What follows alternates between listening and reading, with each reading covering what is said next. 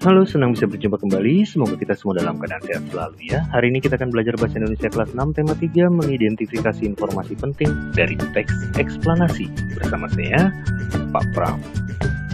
Apa itu teks eksplanasi? Teks eksplanasi adalah teks yang berisi tentang proses mengapa dan bagaimana kejadian-kejadian alam, sosial, ilmu pengetahuan, budaya, dan lainnya dapat terjadi. Suatu kejadian, baik itu kejadian alam maupun kejadian sosial yang terjadi di sekitar kita, selalu memiliki hubungan sebab akibat dan proses. Lantas, bagaimana cara mengetahui bahwa teks yang kita baca itu teks eksplanasi atau bukan? Ciri-ciri teks eksplanasi. 1. Informasi yang dimuat berdasarkan fakta atau sifatnya faktual. 2. Hal yang dibahas yaitu suatu fenomena yang bersifat keilmuan atau berhubungan dengan ilmu pengetahuan. Yang ketiga, sifatnya informatif dan tidak berusaha memengaruhi pembaca untuk percaya terhadap hal yang dibahas. Yang keempat, menggunakan kata penanda urutan. Yang kelima, fokus pada hal umum generik, contohnya tsunami, banjir, gempa bumi, hujan, penemuan ilmiah, dan sebagainya. Struktur teks eksplanasi. Sebuah teks bisa dikategorikan sebagai teks eksplanasi jika memiliki struktur sebagai berikut. Ada pernyataan umum pembukaan, ada deretan penjelas sebab akibat bagian isi, dan ada simpulan interpretasi bagian penutup. Pernyataan umum pembukaan. Di bagian pernyataan umum, sebuah teks eksplanasi menjelaskan tentang gambaran umum fenomena atau peristiwa alam yang akan dibahas. Poinnya bisa mengangkat tentang proses bagaimana fenomena atau peristiwa alam tersebut bisa terjadi. Yang kedua, deretan penjelas yang memuat urutan sebab akibat. Ini adalah bagian isi. Setelah mengetahui secara umum fenomena yang akan dibahas, pada bagian ini dijelaskan tentang penyebab dan akibat yang ditimbulkan dari fenomena tersebut. Kamu bisa melakukan deskripsi dari beberapa paragraf terkait sebab akibatnya.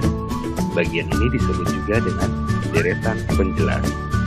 Yang ketiga, simpulan atau interpretasi, yaitu bagian penutup. Interpretasi dalam teks eksplanasi dapat dikatakan sebagai penarikan kesimpulan. Kamu bisa memberikan tanggapan atau pernyataan terkait fenomena yang diangkat dalam teks tersebut.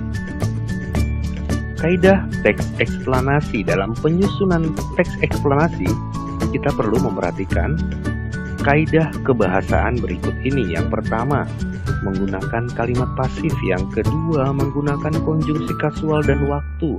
Yang ketiga, terdapat istilah ilmiah di dalamnya. Yang keempat, menggunakan kata kerja material dan rasional. Yang kelima, teks eksplanasi bersifat informatif.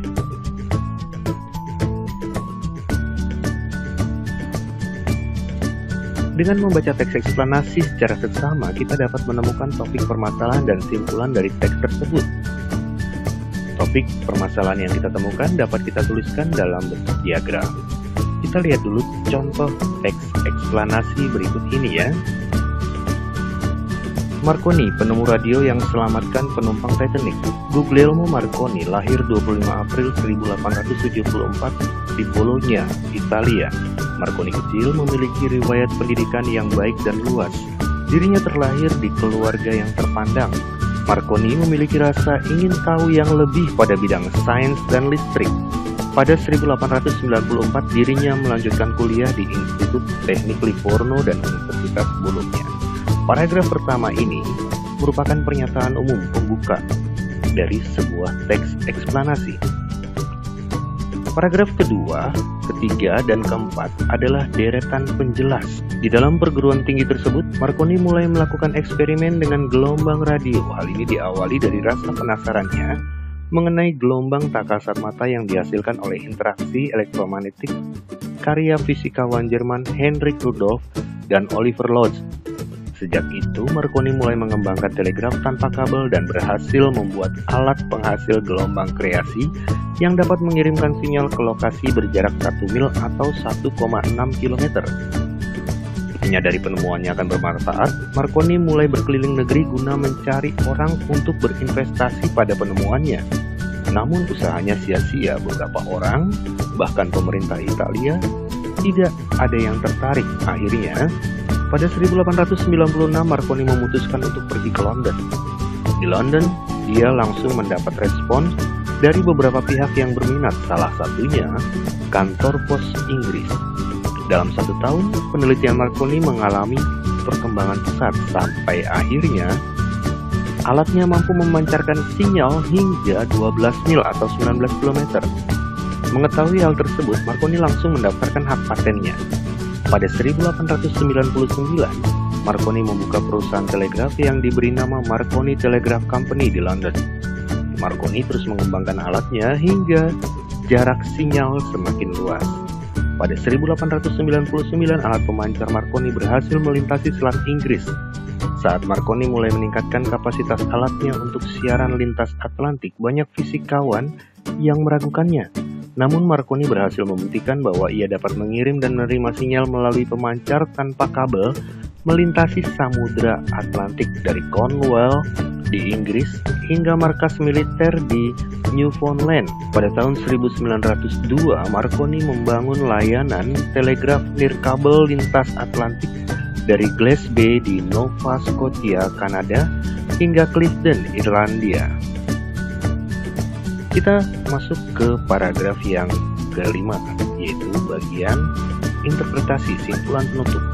Pada 1909, Marconi menerima hadiah Nobel atas penelitian dan pekerjaannya di bidang komunikasi nirkabel. Dirinya mendapat penghargaan tersebut bersama fisikawan Jerman Karl Braun yang menemukan tabung sinar katoda.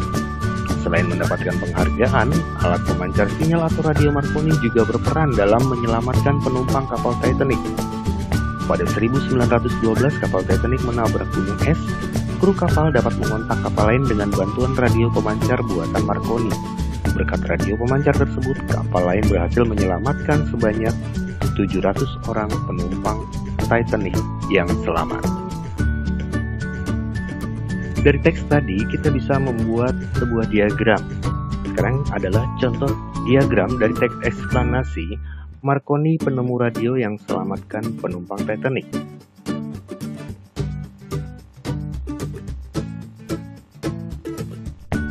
Paragraf pertama memuat pernyataan umum pembukaan, yaitu topik masalah siapa Guglielmo Marconi penemu radio. Paragraf kedua mulai dengan deret penjelas yang pertama. Marconi mulai melakukan eksperimen dengan gelombang radio dan mencari investor. Paragraf ketiga adalah deret penjelas kedua. Marconi langsung mendaftarkan hak patennya dan membuka perusahaan telegraf. Paragraf keempat, deret penjelas yang ketiga, Marconi berhasil membuktikan bahwa ia dapat mengirim dan menerima sinyal melalui pemancar tanpa kabel melintasi Samudra Atlantik. Paragraf kelima berisi simpulan atau penutup. Marconi menerima hadiah Nobel atas penelitian dan pekerjaannya di bidang komunikasi nirkabel. Membuat simpulan dari teks eksplanasi. Untuk membuat simpulan dari teks eksplanasi, kita perlu melakukan beberapa hal ini. Yang pertama adalah baca. Membaca seluruh teks dengan cermat dan seksama. Yang kedua, catat.